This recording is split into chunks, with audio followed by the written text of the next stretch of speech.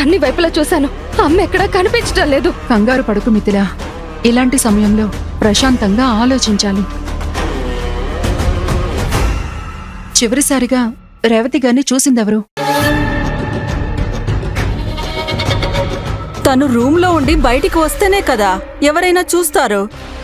Room నుండి బయటికే రాలేదంటే రూమ్లోకి వెళ్లిన వాళ్లకు మాత్రమే కదా కనిపిస్తారు.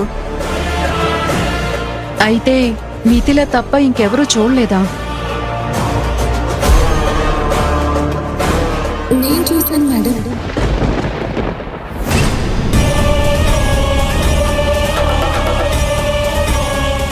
రేవతి గారు ఆకలితో తలుపు తడుతుంటే భోజనం ఇచ్చి రమ్మని నేనే మీనాక్షిని పంపించాను.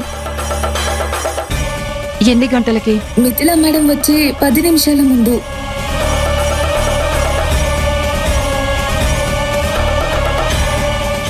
అంటే అమ్మ రూమ్ తలుపు చివరిసారిగా తెరిచింది నువ్వేనా?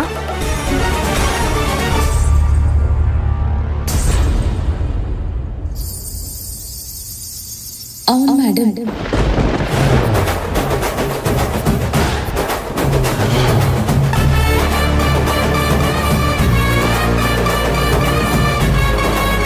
ఇక నా నవలలో నీ కథ ముగిసిపోయింది మీనాక్షి.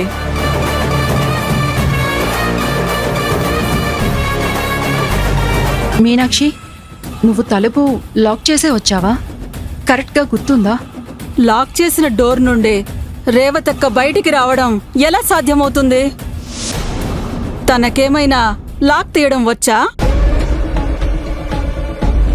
మేడం, దయచేసి నా మాట వినండి. ఆహాహా, చెయ్యాల్సిందంతా చేసి ఇప్పుడు ఇంకా ఏదో మాట్లాడుతుందంట.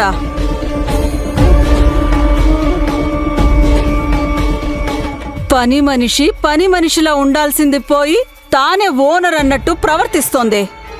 ఇంట్లో మనుషుల మీద గౌరవం లేదు, పని సరిగ్గా చెయ్యాలనే సీరియస్నెస్ లేదు. లేదు మేడం, నేను తలుపులు వేసే వచ్చాను. చూడు చూడు మిథిల, మన ముందే ఎలా మాట్లాడుతోందో. తనకెంత అహంకారం ఉందో ఇందులోనే తెలుస్తుంది. ఇలాంటి వాళ్లకు పని ఇచ్చి నువ్వు తప్పు చేసావు మిథిల.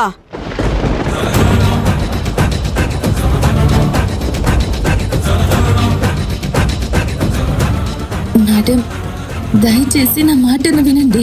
రేవతి మేడం రూమ్ ని నేను లాక్ చేసే వచ్చాను. నువ్వు అసలు అక్కడికి ఎందుకు వెళ్ళావు?